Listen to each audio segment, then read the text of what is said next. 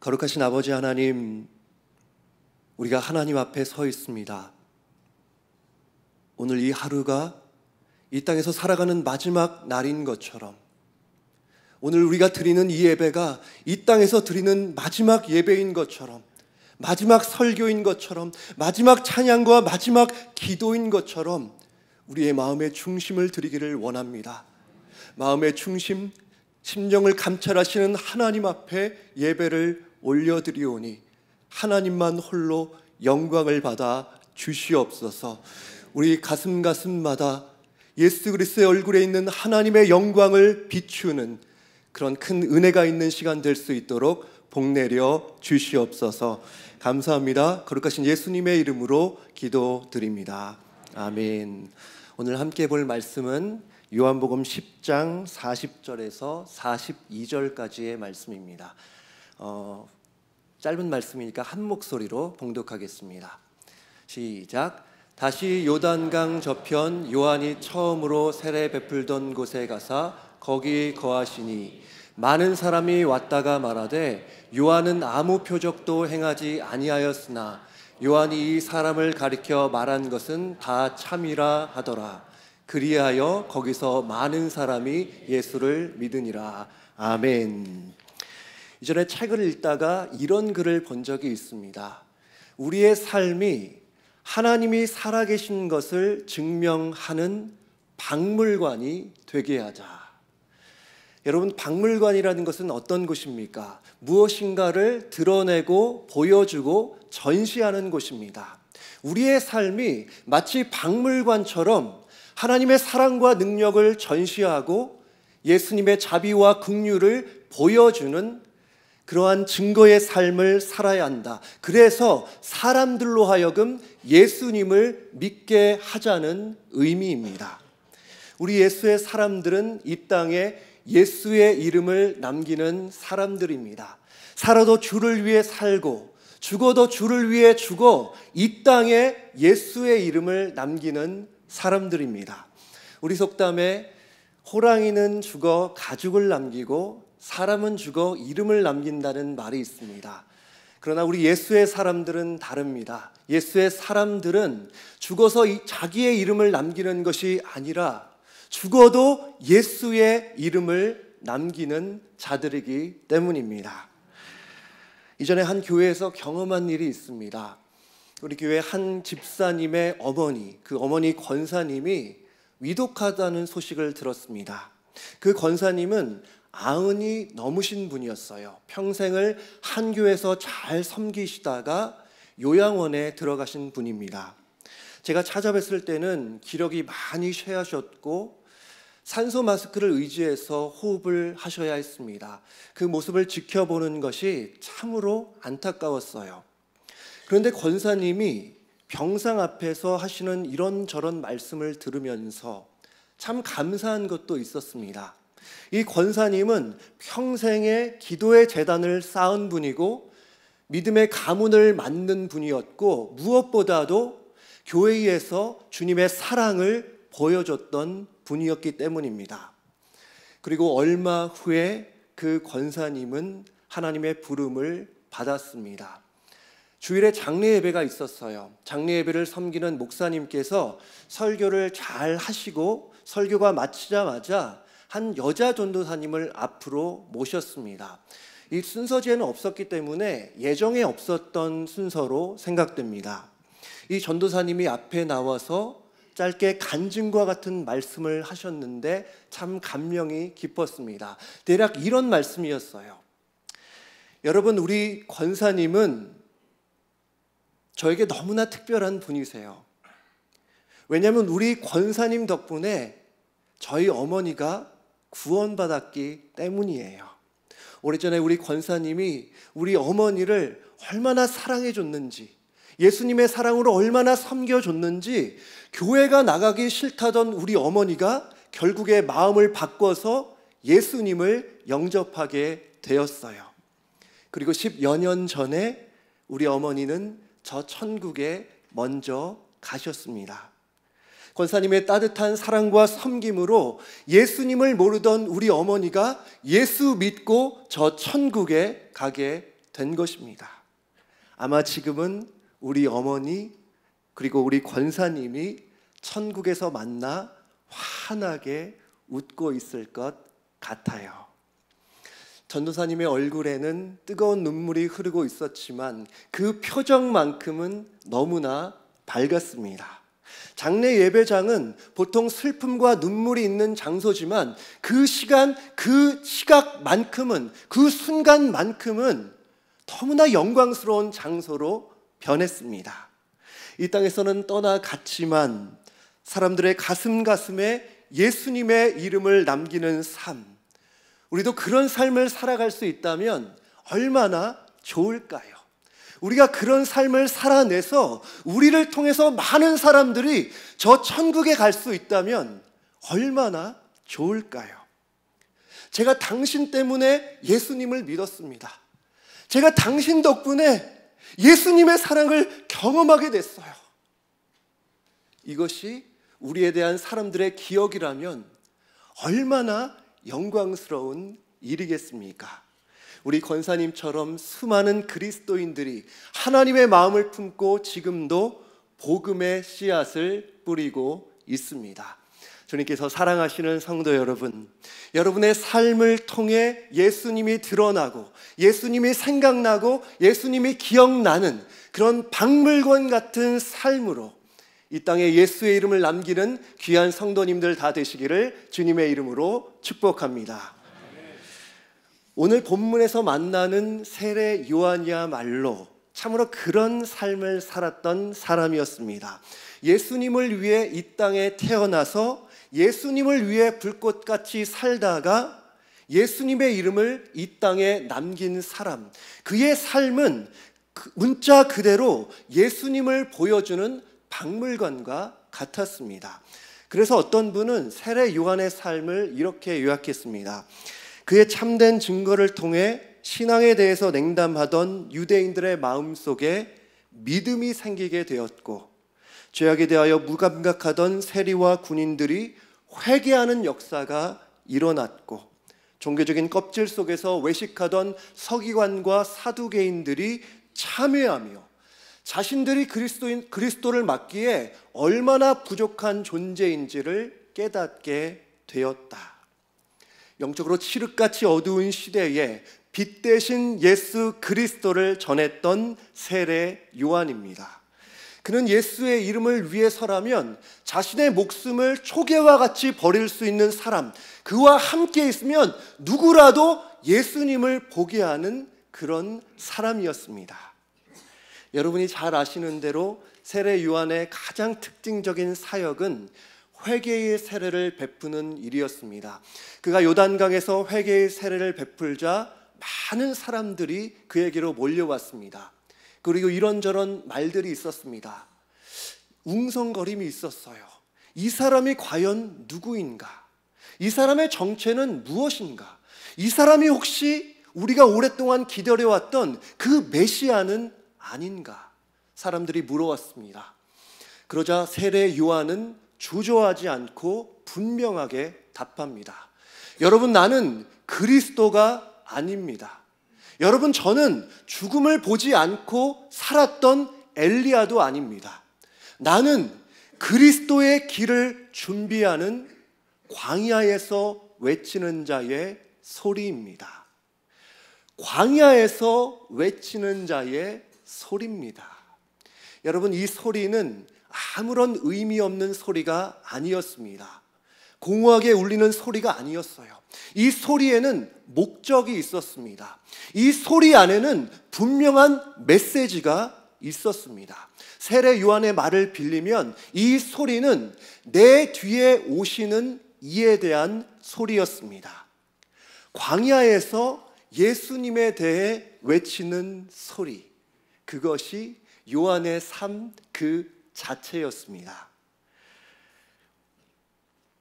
그의 삶을 만나면, 그의 삶을 보게 되면 예수님을 알고 싶고 예수님이 궁금해지고 예수님을 보게 되는 그런 삶을 살았던 겁니다. 그의 삶은 분명 많은 이들의 가슴에 깊은 울림이 되었을 겁니다. 그렇게 요한은 예수님을 알리고 소개하고 증언하는 일을 했습니다. 바로 그것이 베단이라는 곳이었습니다.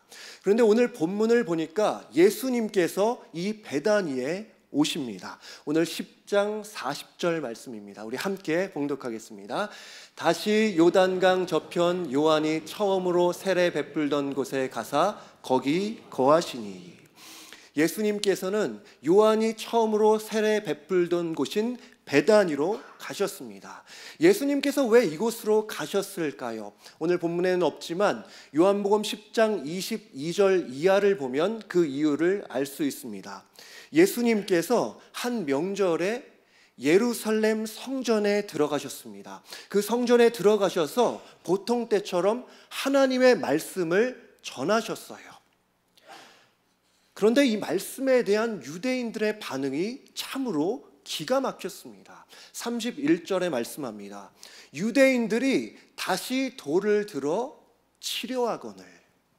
예수님께서 지금 하나님을 직접 보여주고 하나님의 음성을 직접 들려주고 계신데 그들은 예수님을 영접하지 않았습니다. 오히려 돌을 들어 예수님을 치려고 했습니다. 여러분, 그런데 이 일이 벌어진 장소가 어디입니까? 예루살렘의 성전입니다. 이스라엘의 종교의 중심지, 그것도 가장 거룩한 곳이라고 하는 성전에서 벌어진 일입니다. 예루살렘 성전에서 이런 일이 벌어졌다는 것은 어떤 의미가 있을까요? 이 예루살렘 성전뿐만 아니라 예루살렘 전체가, 그리고 더 나아가서는 이스라엘 전역이 영적으로 암흑 속에 있었다는 것을 의미합니다. 참으로 암울한 상황이에요. 지금 이 시대와 비슷하지 않습니까? 예수를 전해도 콧방귀도 끼지 않는 시대입니다. 참 기가 막힌 상황이 아닙니까? 하나님을 모시려고 이 성전을 지었는데, 그 성전에 하나님이 오셨는데 그분을 영접하기는커녕 그분을 배척하다니요, 그분을 향해 돌을 던지려 하다니요. 그런데 예수님께서 예루살렘을 떠나 베다니에 오시자 상황이 완전히 변해버렸습니다. 오늘 41절, 42절 함께 봉독합니다.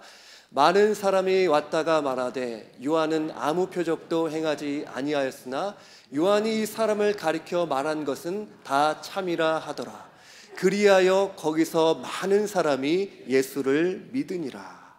종교의 중심지인 예루살렘에서는 예수님을 배척했는데 베다니에서는 많은 사람들이 예수님을 영접했습니다.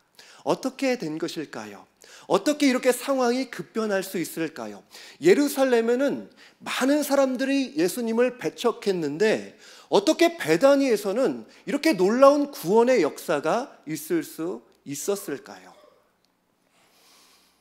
물론 우리 주님께서 하신 일입니다. 주님께서 다 하셨습니다. 하지만 주님의 뜻 안에서, 주님의 은혜 아래서 세례 요한이 한 일이 있습니다. 세례 요한이 광야에서 외치는 자의 소리로 예수님에 대해 계속 외쳐왔기에 많은 사람들은 이미 예수님에 대해서 들어왔습니다. 그리고 그 사람들이 이제는 예수님을 두 눈으로 직접 보고 두 귀로 그분의 음성을 듣게 되는 겁니다. 그리고 고백하게 된 거죠. 요한이 예수님에 대해서 외쳤던 말들이 다 사실이었구나. 그래서 많은 사람들이 예수님을 믿기 시작합니다. 많은 학자들은 이 시기에 세례 요한이 이미 순교했을 것이라고 예상합니다.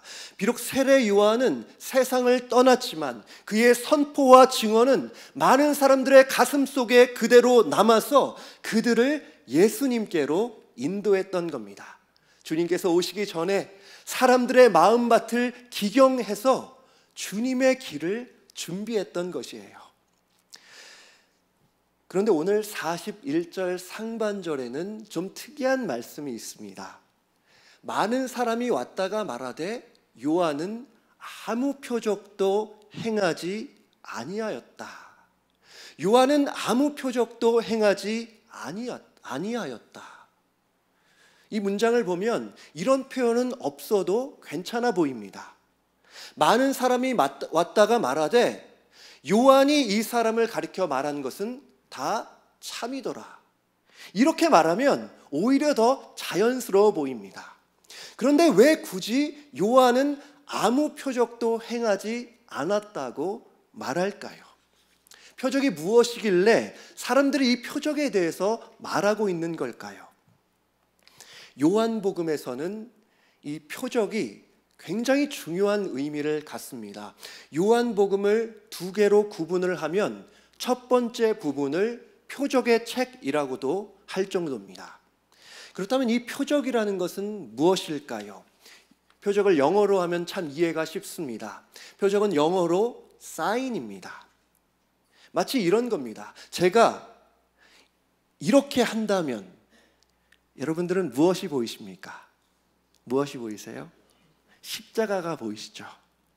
여기서 제가 검지손가락으로 방향을 표시했을 때에 성도님들은 제 검지손가락을 보지 않으시고 이 검지가 가리키는 대상을 보였습니다. 표적이라는 것은 이 검지처럼 그 표적 자체가 아니라 표적이 가리키는 대상을 보게 하는 것입니다. 그럼 그 대상은 무엇입니까? 그 대상은 누구십니까? 그 대상은 우리의 영원한 생명 되시고 우리의 구원 되시는 예수 그리스도십니다. 특별히 요한복음에는 이 예수님을 가리키는 7가지의 표적이 나옵니다. 첫 번째 표적은 예수님께서 갈릴리 가나에서 물을 포도주로 바꾸는 사건입니다. 이 사건 후에 이렇게 기록하고 있습니다. 요한복음 2장 11절, 예수께서 이 첫 표적을 갈릴리 가나에서 행하여 그의 영광을 나타내심에 제자들이 그를 믿으니라. 두 번째 표적은 예수님께서 한 관원의 아들을 고치신 겁니다. 이 사건 위에 또 기록하고 있습니다.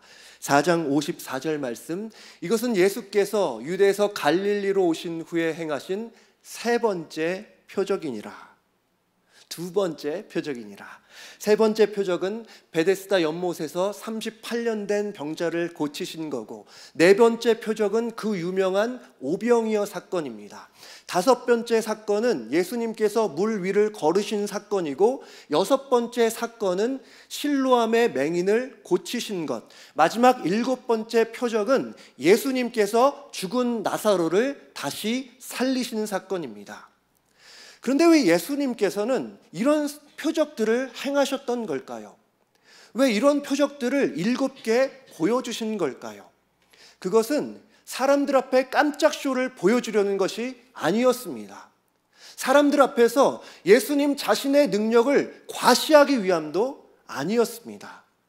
예수님께서 표적을 행하신 이유는 우리로 하여금 그 표적이 아니라 그 표적이 가리키는 대상, 그 표적을 행하신 예수 그리스도를 보고 내가 바로 예수님을 믿어야 할 사람이구나, 주님께서 바로 나의 그리스도고 나의 주님이시구나, 그렇게 믿음의 자리로 인도하기 위해서입니다. 그래서 요한복음 20장 30절 31절에는 이렇게 기록되어 있습니다. 우리 함께 봉독하겠습니다. 예수께서 제자들 앞에서 이 책에 기록되지 아니한 다른 표적도 많이 행하셨으나 오직 이것을 기록함은 너희로 예수께서 하나님의 아들 그리스도이심을 믿게 하려 함이요 또 너희로 믿고 그 이름을 힘입어 생명을 얻게 하려 하심이라. 아멘. 그래서 표적은 예수님을 가리키는 손가락이고, 표적은 예수님을 눈으로 보여주는 박물관과 같은 것입니다.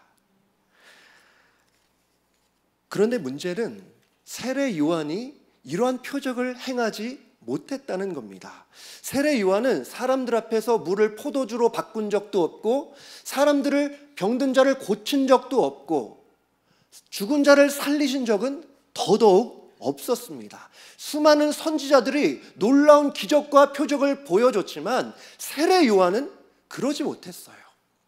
성경 어디에도 요한이 기적을 보여줬다는 말씀은 없습니다. 그러나 오늘 베레아 사람들이 뭐라고 말합니까? 41절에 많은 사람이 왔다가 말하되 요한은 아무 표적도 행하지 아니하였으나 요한이 이 사람을 가리켜 말한 것은 다 참이라 하더라. 세례 요한은 비록 표적으로 예수님을 보여주지 못했지만 목소리로 예수님을 들려주었습니다. 그는 표적을 행하지는 못했지만 표적과 같은 삶으로 예수 그리스도를 증거했습니다. 여기서 우리에게 주시는 교훈이 하나 있습니다. 우리도 세례 요한처럼 특별한 능력이 없을 수 있습니다. 기적을 본 적이 없을 수도 있고 사람들 앞에서 말을 조리 있게 못할 수도 있습니다. 나같이 별거 아닌 사람이 무슨 전도를 할 수 있겠어? 이렇게 생각할 수도 있습니다. 하지만 예수의 이름을 이 땅에 남기는 일은 나의 능력, 나의 소유, 이 땅에서의 나의 지위에 달린 일이 아닙니다. 그것은 소유의 문제가 아니라 순종의 문제고 능력의 문제가 아니라 마음의 문제이기 때문입니다. 우리는 어떤 특별한 능력, 기적을 경험해 보지 못했어도 주님을 사랑하는 마음, 복음을 전하고자 하는 열정만 갖고 있으면 누구나 세례 요한처럼 표적과 같은 삶을 살아낼 수 있는 것입니다. 제가 여기서 질문 하나를 드리겠습니다. 여러분들은, 우리 성도님들은 교회에 어떻게 처음 오시게 되셨습니까? 어떻게 예수님을 믿게 되셨습니까? 우리 성도님들 중에는 어렸을 적부터 부모님의 손잡고 교회에 나오신 분도 있지만 또 어떤 분들은 누구의 전도를 통해서 교회에 오신 분도 계실 겁니다. 여러분에게 그 누구는 누구였습니까? 여러분을 교회로 인도한 그 고마운 분은 누구였습니까? 아마도 생각나는 분들이 계실 겁니다. 이렇게 사람은 사람을 통해서 예수님을 알게 됩니다. 성경에서도 말씀하지 않습니까? 하나님께서 전도에 밀어난 것으로, 사람의 전도에 밀어난 것으로 믿는 자들을 구원하시기를 기뻐하셨도다. 그래서 사람들이 예수님을 믿게 되는 통로는 어떠한 방법이 아니라 사람입니다. 하나님께서는 사람이라는 통로를 통해서 믿음의 선순환이 일어나기를 원하십니다. 그렇기 때문에 이미 복음을 가진 우리는, 이렇게 주일에 나와서 하나님을 예배하는 우리는 복음을 흘려보내야 하는 막중한 책임이 있는 것입니다. 예수님을 전해야 하는 막중한 책임이 하늘로부터 주어져 있는 것입니다. 그런데 참 안타깝게도 우리 시대, 우리 많은 그리스도인들이 입을 닫고 있습니다. 믿음의 선순환이 일어나야 하는데 입을 닫고 아무것도 하지 않고 있습니다. 우리는 나중에 기회가 있으면 되겠지, 나중에 기회가 있으면 되겠지, 전도의 부담만 갖고 살 때가 많아요. 때를 얻든지 못 얻든지 복음을 전하라는 주님의 말씀은 있었지만 나의 시간과 나의 때를 기다릴 때가 참 많습니다. 나의 생각과 경험을 대비해서 전도에, 내가 원하는 때에 전도를 해보자 부담은 갖습니다. 그런데 얼마나 많은 사람들이 부담은 갖는데 그냥 그것이 부담으로 끝날 때가 많은지 모릅니다. 머리로는 생각은 하지만 손과 발이 움직이지 않고 입을 열어 복음을 말하지 않기 때문에 복음이 다음 세대에 흘러가지 않는 것입니다. 이와 관련해서 제가 작년에 경험한 일이 있습니다. 저희 가족은 작년에 뉴욕에서 살고 있었어요. 그런데 한 번은 제 아내와 함께 큰 마음을 먹고 이 뉴욕이 아닌 뉴저지로 가서, 뉴저지 아울렛에 가서 쇼핑을 하기로 했습니다. 아내와 함께 쇼핑을 하다가 점심시간이 됐어요. 푸드코트에 가서 점심을 먹으려는데 사람들이 얼마나 많든지 계속해서 자리를 찾다가 겨우 테이블 하나를 찾았습니다. 앉아서 밥을 먹는데 자리가 거의 없어서 그런지 어떤 분들이 테이블에 같이 앉을 수 있냐고 물어봤습니다. 뭐 괜찮다고 했어요. 두 여성이 자리에 앉았는데 가만 보니까 한국 분들이세요. 두 분과 제 아내가 대화를 하기 시작했습니다. 미국에 어떻게 오게 됐는지부터 시작해서 자녀 양육은 어떻게 해야 되는지, 가정에서의 남편의 역할은 무엇인지, 요즘에는 남편이 설거지하고 빨래하고 다 해야 한다, 이런 류의 말을 하고 있었습니다. 물론 제 아내가 거기에 동감하지는 않았습니다. 그런데 그 대화를 한참 듣는데 갑자기 제 마음속에 특별한 부담감이 생기기 시작했어요. 지금 저는 그것이 하나님께서 제게 주신 마음이라고 믿고 있습니다. 이분들에게 예수님을 전하자. 이분들에게 예수님을 전해서 교회 가게 하자. 계속 부담을 갖고 기회를 엿보고 있었습니다. 그런데 결국 전도를 했을까요? 못했을까요? 목사인데 못했다고 하시면 네, 부끄럽지만 전도를 못했습니다. 물론 전도하지 못한 이런저런 이유를 말할 수는 있어요. 주변이 너무 시끄러웠고 대화에 끼어들 틈이 없었어요. 하지만 그것은 어디까지나 핑계에 불과했습니다. 부담만 갖다가 아무것도 못한 겁니다. 그런데 한 달 후 한 주일에 제가 예배 안내를 서고 있는데 참 놀랍게도 그 두 분 중에 한 분이 교회 입구에 있는 겁니다. 뉴욕에 얼마나 많은 교회가 있겠습니까? 제가 섬기던 교회가 규모적으로 그렇게 큰 교회도 아니었어요. 그런데 그런 상황인데 그분을 교회에서 만나다니요. 깜짝 놀랐습니다. 원래 교회에 다니시는 분인가? 예배 중에도 계속 이 생각이 떠나지 않았어요. 예배가 끝나고 나서 이분을 영접하면서 제가 여쭤봤습니다. 아니, 어떻게 오셨어요? 어떻게 우리 교회에 오셨어요? 그런데 알고 보니까 우리 교회 한 집사님이 이분을 전도를 해서 교회에 오게 된 겁니다. 이분은 살면서 교회라고는 단 한 번도 가보지 않은 분이에요. 그런데 교회 집사님이 마음의 진심을 너무도 담아서 전하길래 교회에 가봐야겠다고 결정했다고 합니다.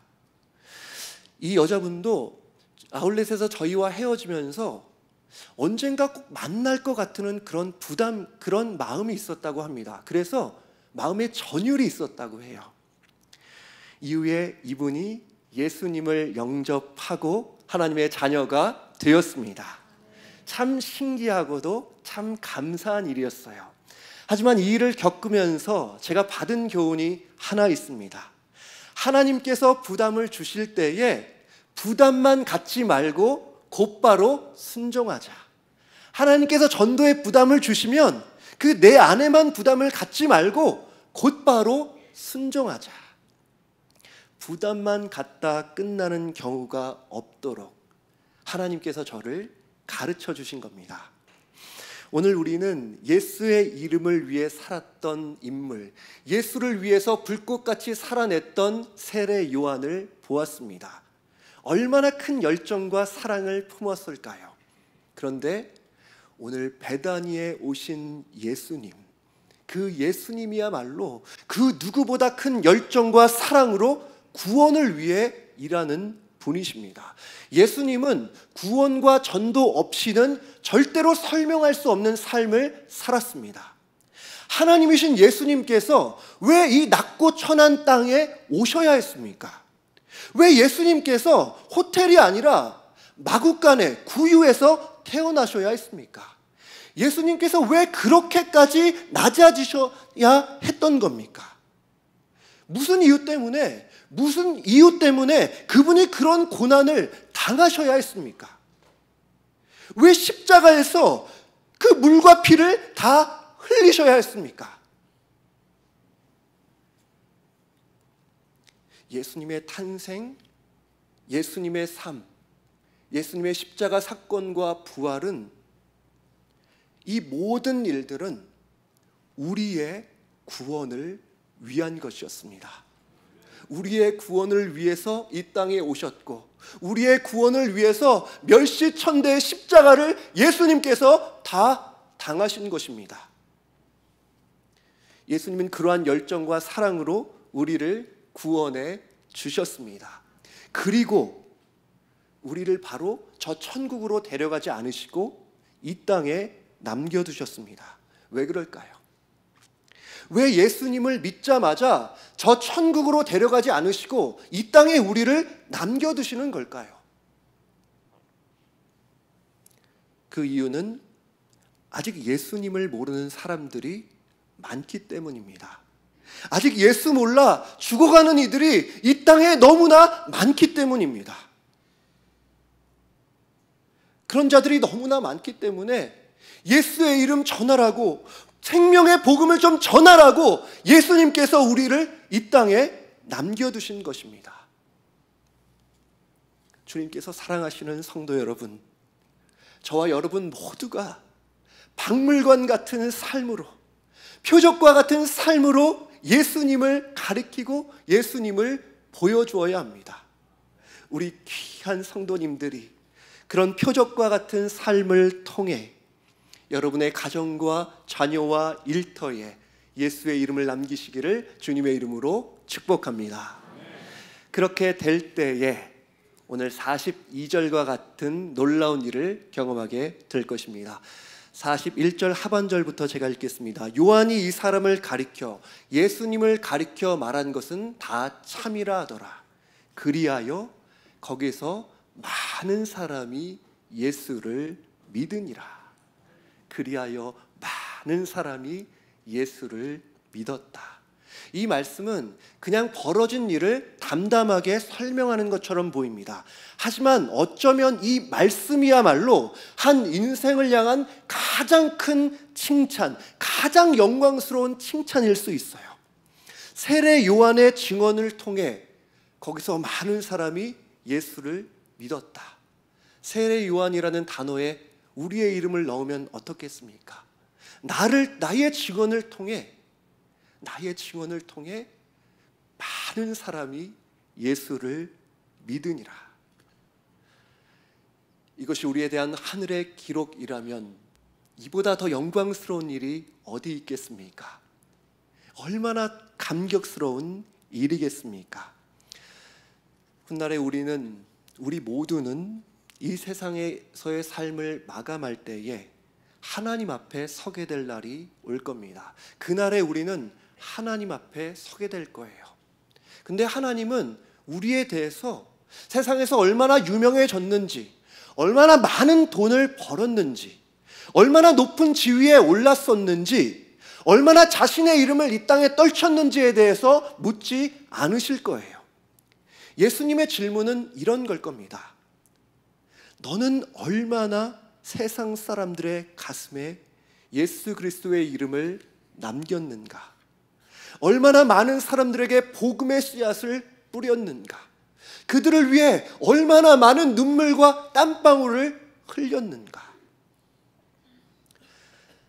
그래서 우리의 신앙의 연수가 우리의 자랑거리가 아닙니다. 우리의 직분도 마찬가지입니다. 교회에서 우리가 가진 직분 자체가 자랑거리가 아닙니다. 우리의 자랑은 우리를 통해서 얼마나 많은 영혼들이 주님께로 인도되었는가, 얼마나 표적과 같은 삶을 살아냈는가 하는 것입니다. 우리가 이 땅에서 호흡을 다하는 날까지 사람들에게 박물관 같은 삶으로 예수님을 보여주어야 합니다. 세례 요한처럼 표적과 같은 삶으로 예수님을 증언해야 합니다. 지금도 우리 주변에는 우리의 가족들, 우리의 친구들, 우리 자녀들이 예수님을 몰라 방황하고 있습니다. 그들은 예수님을 몰라 죽음을 향해 달려가는 영혼들이에요. 세상에서는 잘 될지 모르지만 영적으로 보면 탕자와 같이 곤고한 사람들이에요. 그들 모두에게는 예수님이 필요합니다. 그래서 꼭 기억하시기를 바랍니다. 우리는 어쩌면 우리가 만나는 사람에게, 그 한 사람에게 예수님에 대해 알려줄 수 있는 유일한 통로일 수 있습니다. 여러분, 이 강단에서 설교하지 않지만 여러분의 증언이 어쩌면 한 사람이 들을 수 있는 유일한 설교일 수 있습니다. 호랑이는 죽어서 가죽을 남기고 사람은 죽어서 이름을 남긴다 하지만 우리 예수의 사람들은 우리의 이름이 아니라 예수의 이름을 남기는 사람들입니다. 우리는 박물관 같은 삶으로 이 세상에 예수님을 보여주어야 합니다. 표적과 같은 삶으로 예수님을 가리켜야 합니다. 처음 이 땅에 오신 우리 주님의 길을 준비했던 세례 요한처럼 표적과 같은 삶으로 다시 오실 예수의 길을 예비하는 귀하고 복된 성도님들 다 되시기를 주님의 이름으로 축복합니다. 오늘 같이 한번 찬양 부르면서 하나님께 기도하겠습니다. 하나님, 세례 요한처럼 예수님을 삶으로 보여주는 박물관 같은 삶을 살게 하여 주시옵소서. 예수님을 빛나게 해서 예수님께로 가기를 원합니다. 내는 주의 영광을 보내 같이 한번 찬양 올려드리겠습니다.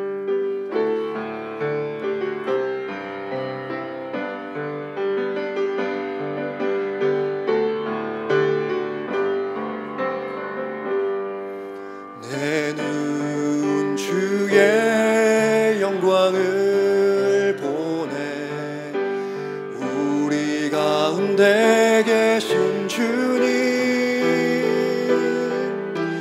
그 빛난 영광 온 하늘 덮고 그 찬송 온 땅 가득해.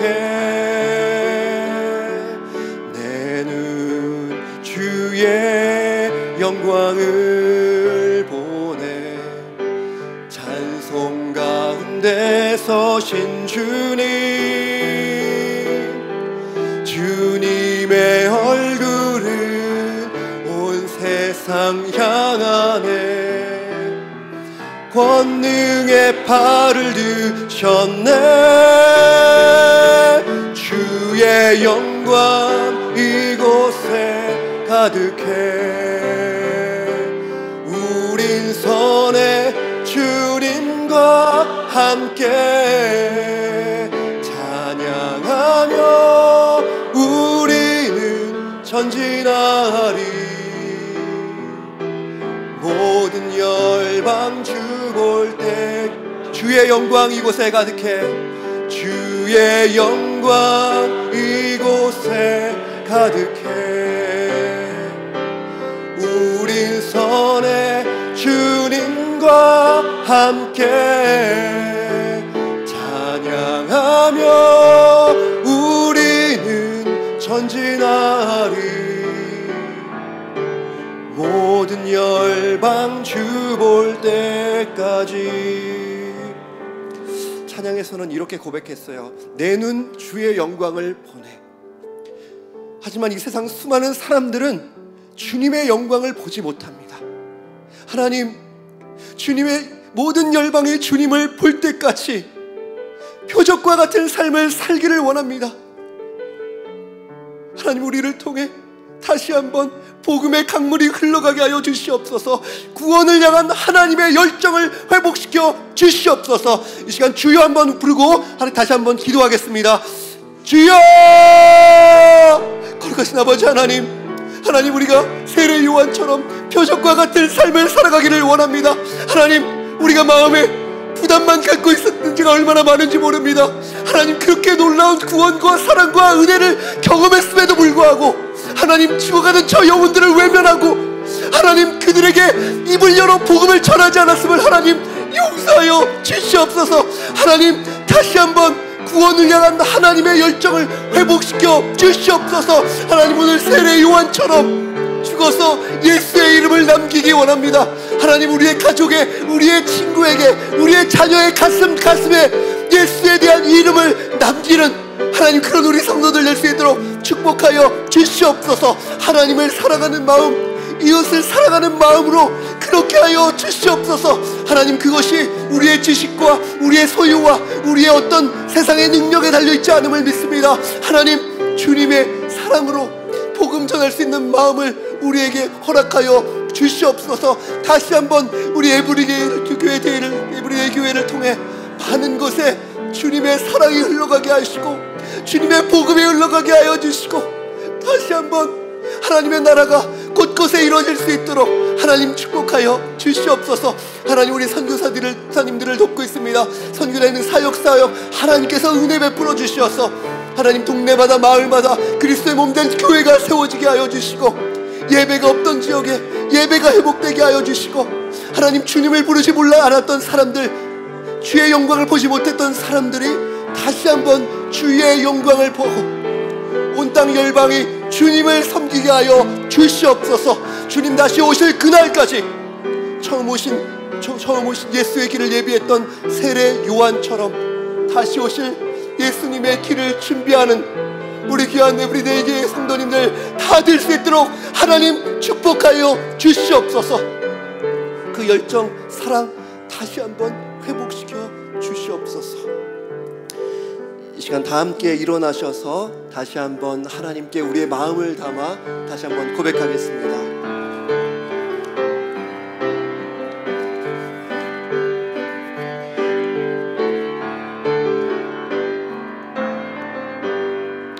내 눈 주의 영광을 보네. 우리 가운데 계신 주님, 난 영광 온 하늘 덮고 그 찬송 온 땅 가득해. 내 눈 주의 영광을 보네. 찬송 가운데 서신 주님, 주님의 얼굴을 세상 향하네. 권능의 팔을 드셨네. 주의 영광 이곳에 가득해. 우린 선의 주님과 함께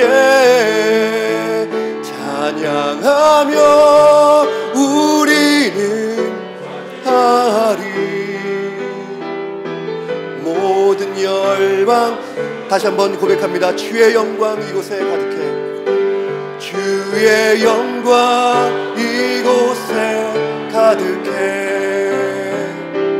우린 선의 주님과 함께 찬양하며 우리는 전진하리.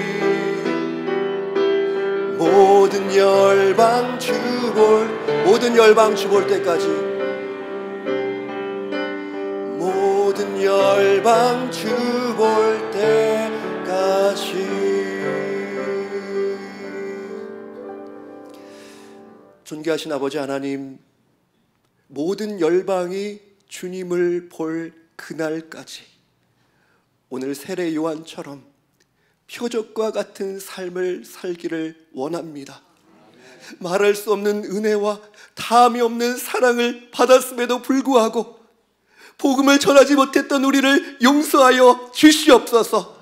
복음을 향한 열정을 회복시켜 주시고 주님을 향한 사랑을 다시 한번 회복시켜 주셔서 이 땅에 주님의 이름을 남기는 귀하고 복된 우리 에브리데이 교회 성도들 다 될 수 있도록 은혜를 베풀어 주시옵소서.